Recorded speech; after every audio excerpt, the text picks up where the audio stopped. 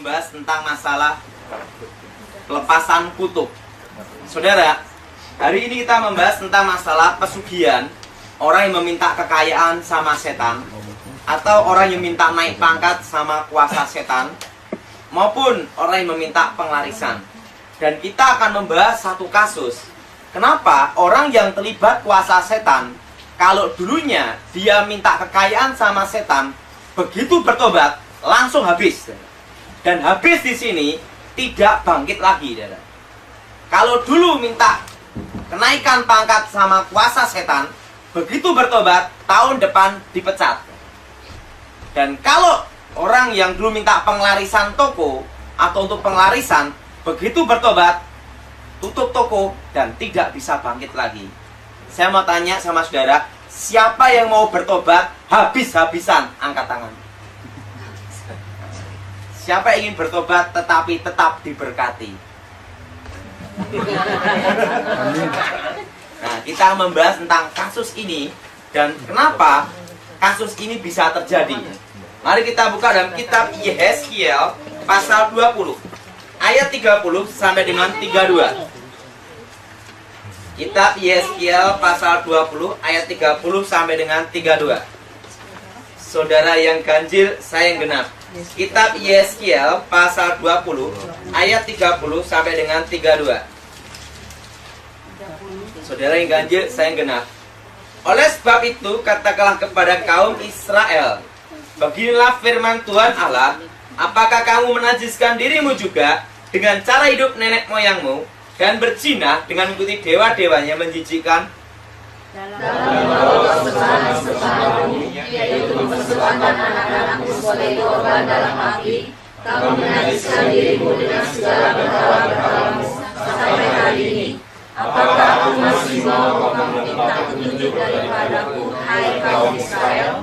Demi aku yang hidup, demikianlah firman Tuhan Allah, aku tidak mau lagi kamu meminta petunjuk daripadaku. Dan apa yang timbul dalam hatimu sama sekali tidak akan terjadi, yaitu yang kamu kata kepada kami seperti bangsa-bangsa lain, seperti segala kaum di negeri, untuk berbakti kepada pohon dan batu. Saudara yang kasih dalam Tuhan, sering kita di Indonesia maupun di berbagai tempat, sering kita mendengar orang meminta kekayaan sama setan, kenaikan pangkat, penglarisan. Dan saya beritahu, itu bukan hanya di Indonesia, di Amerika pun banyak. Sekarang baru mewabah di Amerika, apalagi di Afrika dan di berbagai negara. Saudara, sebenarnya hal itu bukan hal yang baru. Sejak zaman dahulu itu sudah ada. Bahkan sejak zaman Abraham itu sudah ada. Bahkan pada waktu itu ada sebagian orang Israel yang terlibat meminta kuasa kegelapan dengan mengorbankan anak-anak mereka dalam api. Saudara, sebenarnya orang yang meminta kekayaan sama setan, kenaikan pangkat atau penglarisan dan lain-lainnya, bukan hanya mengorbankan dirinya, tapi juga mengorbankan masa depan dan hidup anak cucunya. Saudara, dan di dalam mendatangkan kuasa setan, dua unsur ini pasti dipakai, yaitu api dan asap. Apa saudara? Apa saudara? Api dan asap. Kemenyan dibakar supaya keluar api dan asap. Setelah itu apa lagi? Setelah kemenyan, hiu dibakar supaya keluar api dan asap. Kayu cendana dibakar supaya apa? Keluar api dan asap. Untuk mengundang setan, untuk satu ritual memanggil, pasti dua unsur ini dipakai. Baru ritual itu lengkap. Kenapa? Waktu dulu kepercayaan saya sebelum bertobat, bahwa setan tercipta dari unsur api. Dan perlu saudara tahu, bahwa Tuhan tidak pernah menciptakan setan, tetapi Tuhan menciptakan malaikat. Amin. Karena semuanya awalnya adalah baik. Amin. Semua awalnya adalah baik. Tetapi malaikat ini ada yang jatuh ke dalam dosa, sepertiga malaikat. Jadilah setan, jin peri perayangan itu, saudara. Dengan pemimpin tertinggi Lucifer, Tante Lucy. Sepertiga malaikat, satu dalam dosa. Dan di neraka pun hanya ada, udah perhatiin, api dan asap belerang, betul? Api dan asap apa? Belerang. Kan tidak ada tertulis neraka full AC. Ada adalah yang ada adalah api dan asap belerang. Sehingga untuk memanggil ritual setan pasti dua unsur ini dipakai. Karena apa? Dari materinya dikembalikan ke materinya. Jadi paham dari kebatinan, paham dari okultisme, kebatinan ilmu hitam, karena saya dari aliran hitam, kebatinan hitam. Kedua ini dipakai. Jelas, saudara? Jelas, saudara? Kebatinan hitam, dua ini dipakai. Karena apa? Dikembalikan ke materinya. Nah, dalam persembahan berhala pun selalu dipakai namanya benda-benda bernyawa. Kalau di Indonesia harus ayam kampung, tidak boleh Kentucky Fried Chicken. Karena setan sama Kentucky takut juga kolesterol. Dan memang kenyataannya di Jawa pasti pakai ayam apa? Ayam kampung atau ayam cemani, mata hitam darah hitam. Ada ayam di Indonesia. Mata hitam darah hitam, kulit hitam. Pernah lihat Pak Marcel? Nah, perlu tahu. Di Indonesia ada. Itu untuk sebenarnya untuk obat. Untuk obat. Ayam cemani. Tulangnya bisa hitam. Tulangnya hitam, Pak. Darah hitam, tulang hitam. Nah, jangan-jangan ibu ini pernah ke dukun juga. Sehingga tahu tulang hitam. Obat katanya. Nah, ada juga seperti kerbau, sapi, babi.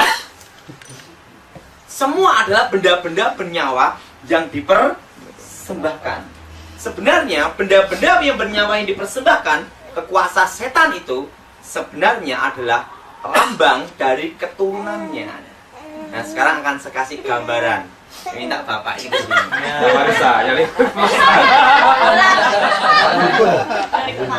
Nah, dari ini jadi setannya lagi. Oh iya, ini. Oh iya, ini Bapak ini ke sini, Pak. Bapak. Nah, saudara, saya akan memberitahu bahwa persembahan yang disebut benda bernyawa itu sebenarnya adalah lambang dari keturunan. Yang aku minta kekayaan. Ya, aku minta kekayaan, Derajat pangkat, kehormatan, penglarisan. Apa yang kau minta, Cu? Apa yang kau minta? Saya minta kekuatan, Saya minta kenaikan pangkat, derajat, kekayaan. Baiklah. Baiklah. Nah, ini persis.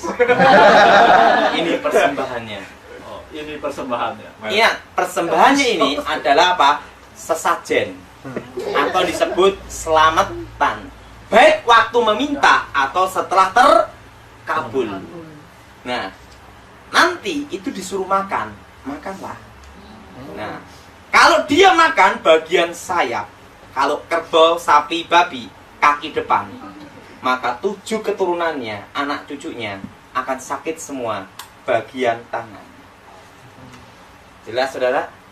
Karena itu adalah lambang dari anak-anaknya. Maka Alkitab dalam kitab Yeskiel mengatakan mereka mempersembahkan anak-anak mereka.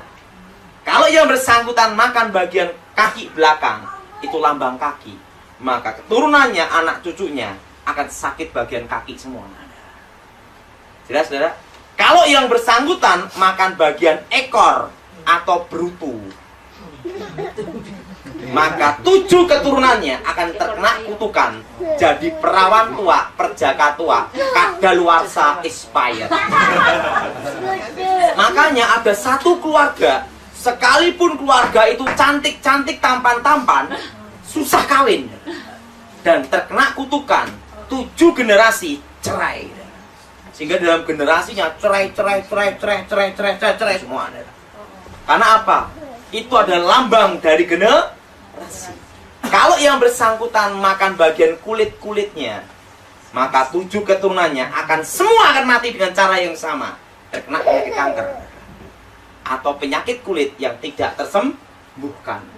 Kalau yang bersangkutan makan bagian dalam-dalam, usus dan lain-lainnya, maka turunannya, anak cucunya akan sakit bagian dalam-dalam. Kalau yang bersangkutan makan bagian leher diputus, anak yang paling disayangi atau orang tua mati hari itu juga. Kalau yang bersangkutan makan bagian kepala, maka anak cucunya akan mati kecelakaan semua.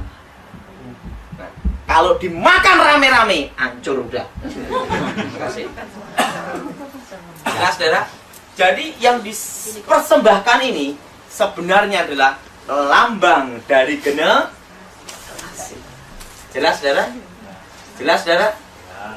Jelas? Ngerti? Nah, itu loh dukun yang membuat kaya. Kenapa dukunnya tidak kaya sendiri? Saya mau tanya, siapa yang ingin kaya? Angkat tangan. Semua pasti ingin kaya. Jangan munafik, muka nabi, pikiran kotor. Betul? Semua orang ingin kaya, betul? Betul? Semua orang perlu uang, betul? Kamu perlu duit enggak? Kalau perlu mana uangnya? Dolar lagi. Nah, ingat saudara. Kenapa? Itu loh dukun yang membuat kaya. Kenapa dukunnya tidak kaya sendiri? Karena dia tahu harga yang harus dibayar. Jelas, saudara? Itu loh kalau mau kaya pergi ke Gunung Kawi. Di Indonesia ada. Kenapa orang-orang Gunung Kawi tidak minta kaya sendiri? Buktinya miskin-miskin, betul? Betul? Betul? Itu loh kuburan keramat yang bisa membuat orang naik pangkat. Kenapa juru kuncinya nganggur tidak naik pangkat sendiri? Betul? Betul? Dia tidur di kuburan tidak hanya setahun, puluhan tahun. Kenapa dia tidak minta sendiri? Karena dia tahu harga yang harus dibayar. Jelas, saudara? Nah, dan pada waktu mau matinya, orang yang meminta itu terkena kutukan alam kubur. Ditolak langit, ditolak bumi. Mati tidak, hidup tidak. Matinya susah. Dan setelah itu baru mati. Dan itu nanti semua pasti hancur. Jelas, saudara? Jadi apa yang dipersembahkan ini sebenarnya adalah lambang dari generasi. Jelas? Jelas? Sesaji ini diberikan pada waktu meminta atau setelah terkabul. Dan itu adalah lambang dari keturunan. Maka Alkitab dalam kitab Yeskiel mengatakan, mereka mempersembahkan anak-anak mereka di dalam Ngerti, saudara? Jelas, saudara? Yang jadi pertanyaan, Pak, apakah betul orang yang meminta kekayaan sama setan betul-betul bisa kaya? Bisa 100%. Apakah bisa naik pangkat? Bisa 100%. Apakah bisa laris toko? Bisa 100%. Diambil dari mana? Sekarang saya jelasin. Saudara ikutin saya. Setan bukan pencipta. Ingat, setan bukan pencipta. Nah, sekarang akan saya jelaskan. Sebelum saya bertobat, saya tahu satu hukum yang disebut hukum keadilan yang maha kuasa. Keadilan sing gaurip, keadilan yang membuat kehidupan. Orang baik, orang jahat, orang beragama, orang tidak beragama, orang Kristen atau bukan, semua bisa merasakan cahaya matahari. Betul? Betul? Betul? Karena keadilan yang maha kuasa. Orang baik, orang jahat, orang beragama atau tidak, semua bisa merasakan hujan. Betul? Karena apa? Keadilan yang maha kuasa. Demikian, waktu saya sebelum bertobat, ada kepercayaan bahwa semua orang punya rezeki masing-masing, punya berkat masing-masing, baik orang Kristen maupun bukan. Baik orang, buktinya apa? Ada penjahat yang kaya, ada preman terminal, ada preman nasional. Betul? Betul? Sama-sama preman, rezeki beda. Betul? Betul? Betul? Nah, buktinya ada yang pendeta kaya, maka makan aja sampai gini. Wah. Tapi ada juga pendeta miskin, makannya sampai gini. Sama-sama pendeta, sama-sama berdoa, rezeki beda, betul? Betul? Hoki lain. Buktinya ada. Ada orang Kristen miskin, ada orang Kristen kaya, betul? Betul? Ada orang non-Kristen kaya, ada orang non-Kristen yang miskin. Betul? Ada orang ateis yang kaya, ada ateis yang miskin. Semua orang punya rezeki masing-masing. Semua orang punya berkat masing-masing. Sesama penjahat aja rezekinya beda-beda. Betul? Betul? Betul? Nah, dan ingat, sekarang saya jelaskan kenapa sama-sama minta setan, tetapi kayanya juga beda-beda. Ada yang kaya tanggung, ada yang konglomerat, ada yang tetap biasa aja. Nah, sekarang saya jelaskan bahwa semua orang punya rezeki masing-masing, semua orang punya berkat masing-masing. Tetapi bedanya satu, kalau kita percaya Yesus, kita dijamin masuk surga. Amin. Dan kalau kita setia, Tuhan tambahi berkat itu. Amin. Tetapi pada hakikatnya, semua orang punya rezeki masing-masing, punya berkat masing-masing. Kalau orang minta kekayaan sama setan, diambil dari mana? Rezeki, berkat, hoki anak cucunya, diambil orang tuanya. Sehingga orang tuanya kerja apapun berhasil. Laris toko. Kenapa kayanya beda-beda? Karena apa? Kan setiap anak cucunya rezekinya ada yang seret, ada yang hokinya besar, gitu ya. Nah, kalau hokinya seret, kecil, ya sama-sama minta sama setan, ya kayaknya juga tanggung, gitu. Tapi nerakanya sama. Tapi kalau rezeki anak cucunya besar, hokinya, maka orang tuanya minta setan kaya sekali. Jadi yang diambil itu adalah rezeki berkat anak cucunya, dipindah ke orang tuanya, sehingga orang tuanya kerja apapun berhasil. Setelah orang tuanya mati, anak cucu cicitnya kerja apapun gagal, kerja apapun habis. Kenapa, Dara? Karena rezekinya sudah diambil orang tuanya dulu. Jelas, saudara? Jelas, saudara? Beda dengan Tuhan. Tuhan adalah pencipta. Sehingga Alkitab berkata, orang yang percaya Tuhan, anak cucunya tidak akan meminta-minta. Diberkati. Amin. Kalau setan tidak bisa, dia bukan pencipta. Dia bukan sumber berkat. Tapi Alkitab mengatakan bahwa setan adalah pencuri. Jelas, saudara? Itu diambil anak cucunya, dipindah orang tuanya. Setelah orang tuanya mati, semua ini anak cucunya, cicitnya, kerja apapun pasti gagal.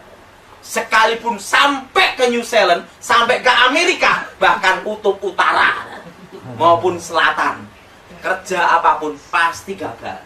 Karena apa? Hokinya sudah diambil orang tuanya. Ngerti, saudara? Jelas, saudara? Nah, makanya kan orang Chinese ini berkata, kamu boleh pandai, kamu boleh punya koneksi, nggak ada hoki, percuma, betul? Orang Chinese sering berkata gitu, betul? Betul? Hoki nomor 1, betul? Betul? Nah, dan hoki itu adalah di tangan Tuhan. Amin. Berkat Tuhan. Saya beritahu. Jadi ingat, jadi kalau orang minta kekayaan sama setan, jadi rezekinya itu diambil orang tuanya. Jadi anak cucunya itu rezeki diambil semua. Sehingga kalau orang yang terlibat okultisme, minta kekayaan, penglarisan, kenaikan pangkat, dia punya istri banyak supaya anaknya banyak. Kenapa supaya banyak? Rezekinya tambah banyak. Jelas, saudara? Jelas, saudara? Tambah anak banyak rezeki. Nah, ngambil dari anak, cucu diambil semua. Nah, setelah orang tuanya mati, yang sengsara anak cucu. Cucu, cicit sampai 7 generasi. Habis semua, saudara. Karena apa? Rezekinya, hokinya sudah diambil duluan. Ngerti saudara? Ngerti sekarang? Ya. Jadi ingat, saudara jangan berpikir setan bisa memberkati. Itu salah. Setan tidak bisa berkati karena dia apa? Bukan pencipta. Jelas saudara? Jadi diambil dari anak cucu. Perhatiin, orang yang minta kuasa gelap kaya raya, bes. Begitu orang tua ini mati, anak cucu cicit semua habis. Betul? Sering saudara mendengar?